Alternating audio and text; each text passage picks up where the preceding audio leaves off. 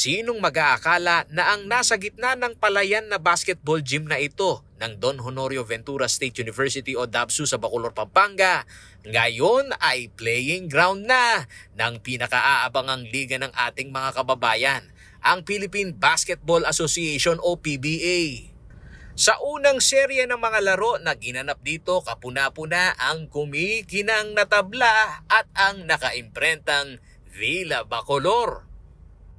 Para kay Don Honorio Ventura State University President Enrique Baking, parehong proud at masaya siya na makita ang mga naglalakihang pangalan sa PBA ang naglalaro ngayon sa playing ground ng ating mga homegrown players.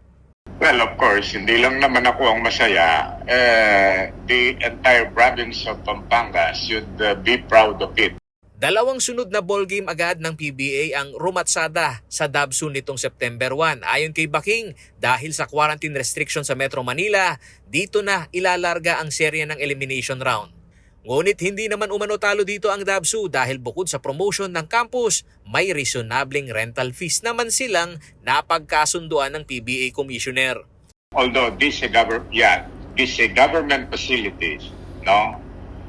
Magbabayad sila ng rentals, no? At 6,000 pesos per hour of utilization. Samantala, para kay Coach Alan Trinidad, ang sports coordinator ng Pampanga, patunay lamang umano na nakasasabay ang Kapampangan sa standard ng PBA sa mga sports facilities. Matatanda ang isa ang DABSU sa mga venue ng Universities and Collegiate Athletic Association in Pampanga o UCAAP. Talagang pinagtutuan natin ng pansin yan na lahat ng mga playing venues natin sa basketball, especially basketball, kailangan PBA standard. Para kahit maglaro, kahit na nung international yan, PBA yan, standard yung court.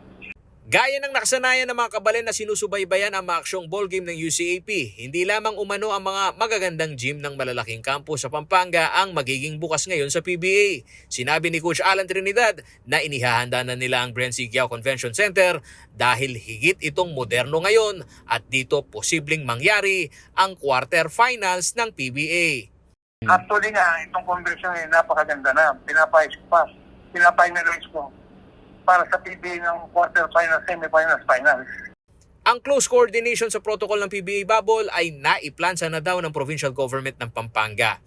Tumulong tayo. Dumayin sila, nakulang na sila sa pondo dahil sa nangyaring bubble nila last year. Gumastos sila ng 70 million ata or something. Ngayon, tinulungan sila ni Bob. In term na yung mga hotel na nagbigyan ng magandang presyo yung mga hotel. Ayon kay Coach Alan Trinidad, bagamat commercial ang basketball league na ito, ang suporta ng probinsya na mairaos ng hindi malaki ang gastos ng PBA management, higit umanong naikonsidera dito upang maituloy ang paboritong sports ng mga Pilipino na basketball. Bagay na magbibigay saya sa maraming Pilipino ngayong pandemya. Paolo G. Santos, CLTV News.